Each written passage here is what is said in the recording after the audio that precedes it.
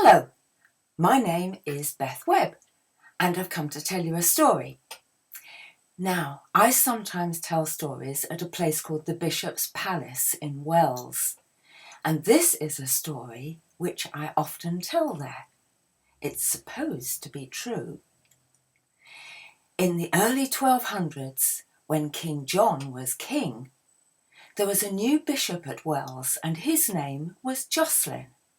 And he was a good man and he really cared about the people that he had to look after. But in the villages near Wells, especially Dinder and Dulcot, there was a dragon. A real live fire-breathing, cow-crunching, wing-flapping, scale-rattling, claw-sabred dragon. And it was huge. It was eating all the cows and the pigs and the goats. It had even eaten some kittens and some puppies. And I hear that it ate a teacher in one gulp. Well,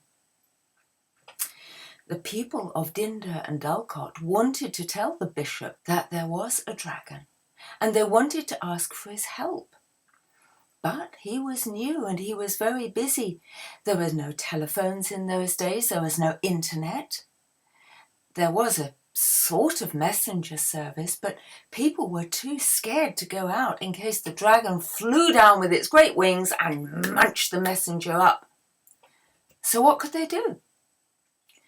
Now, there were two children who lived in Dinder. Their names were Michael and Eloise. And these children were very clever because they spent a lot of time outside listening. And they had learned to speak bird language. And so when the people of the villages got together and said, almost all our cows and pigs and goats are gone, and we can't afford any more teachers to get munched up, what are we going to do? Michael and Eloise said, we've had an idea. We can speak bird language. We will tell the birds and ask them to deliver a message to the bishop. Can you do that? Asked the village council. Oh yes, said the children. And next day, when they saw smoke rising from the hill that the dragon used to fall asleep on, they thought, he's asleep. And they went out in the garden and they called in bird language.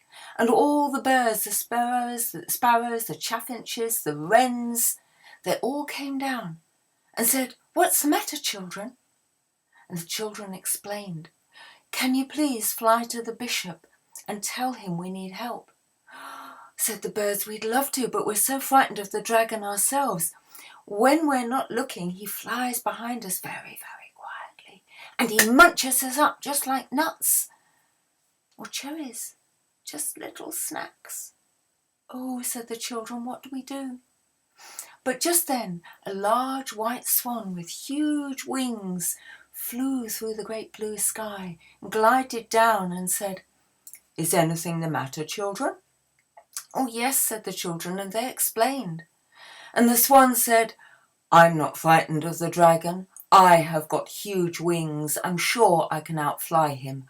I will go to the bishop. Would you? Oh, that'd be wonderful.